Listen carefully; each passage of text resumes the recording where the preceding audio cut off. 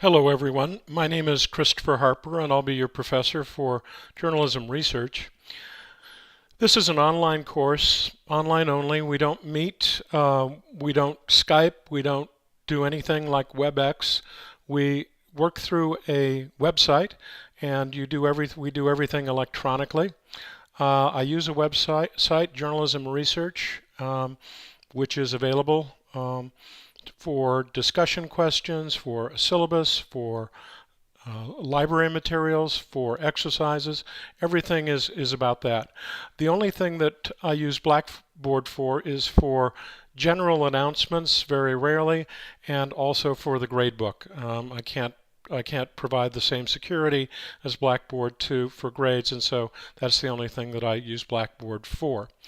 It's very important in an online course to keep up with the work. If you fall behind, it's really, really difficult to catch up. And so, if you need to reach out to me, the best way is via email at charper@temple.edu. That's CHARPER at temple.edu. So let's get started.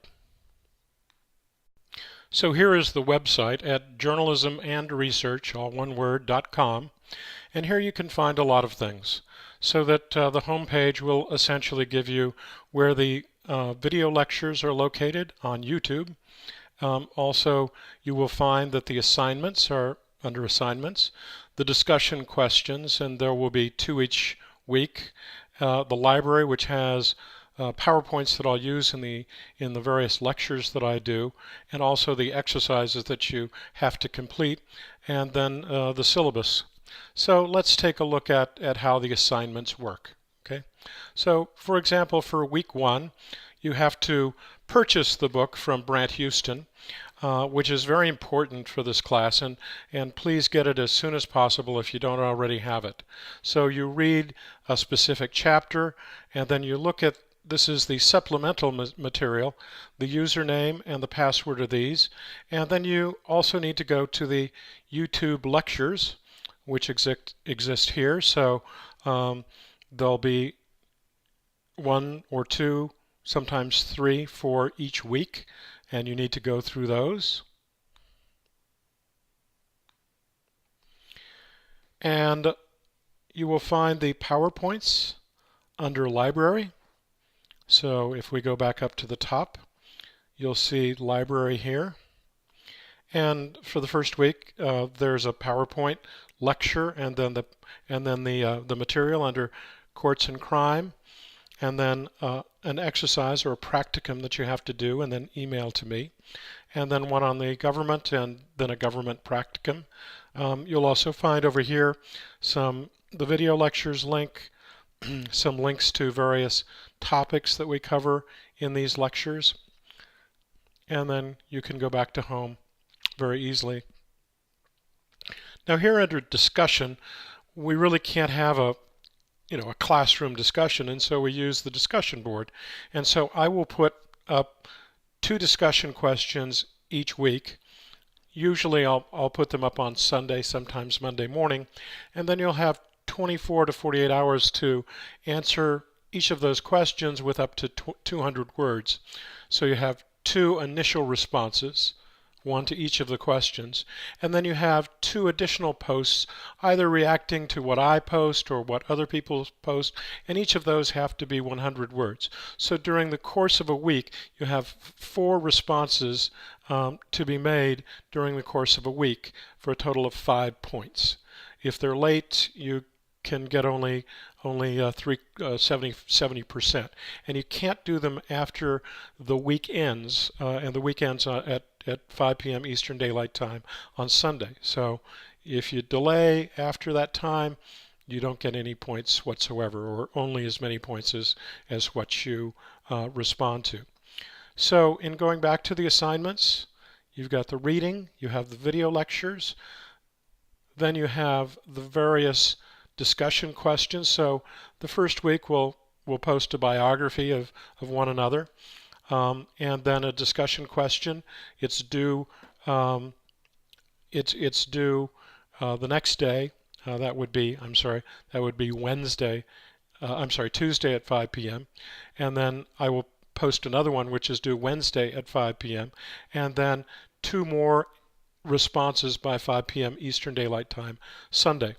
Now the exercises need to be sent to me by 5 p.m. Eastern Daylight on Thursday. And it's very important for me because I'm teaching 2 classes. I'm teaching journalism and the law, that you follow this naming convention is what it's called for each of the materials that you send to me.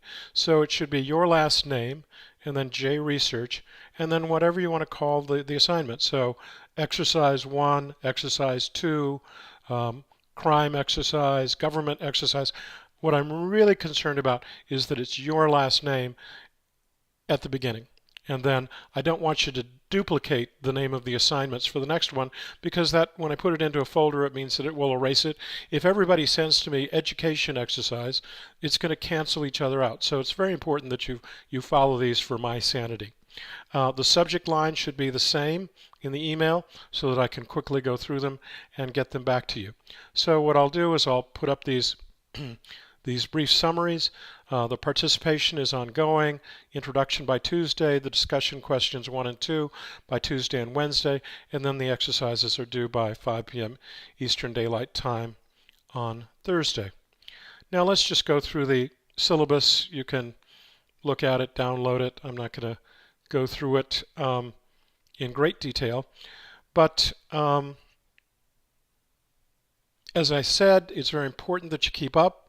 It's important that you realize that everything's going to go through this website at journalismandresearch.com rather than on Blackboard. Only Blackboard for general comments and for your grades. Now, I will be available most of the time. I get back fairly quickly to people if they email me, but if it's an absolute emergency, you can call me. There's a telephone number at the top, which is 315-729-9020, but only in a real emergency. Here's the name of the book. You've got to buy this book online. Only the 4th edition. The previous ones are old. Here's the online schedule. We start on Monday. We end on Sunday. Participation, I've already gone through. Please don't attempt to put attachments at the website, but do send attachments when you're sending me your exercises and anything else that comes to me as an email. So here's the assignments for week 1. We've already gone through those. Here's the assignments for week 2, week 3. You can download a copy of this. I'm not going to go through them all at this point. Now, one thing is that any errors of grammar, punctuation, and associated press style will result in a reduction of 1/10 of a point per error on your written materials. Not necessarily on your posts, but what I'd really like you to do is I'd like you to buy a program called Grammarly.com, Grammarly.com, and it's going to cost about $30 for the duration of this course, and that way you can run everything through it and you can get a fairly good read on how to do things properly. Here are the grades and what counts. The posts over 5 weeks are 5 points apiece for a total of 25 points. There'll be 2 tests, a total of 30% or 15% each. The labs and the assignments will count towards 20%.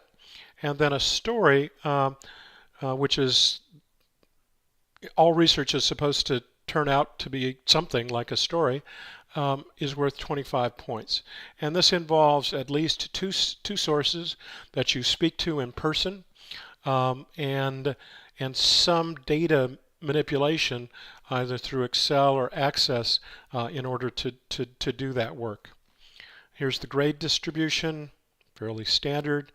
Deadlines for assignments will vary, but if you miss the deadline, it's going to cost you 30% of your grade.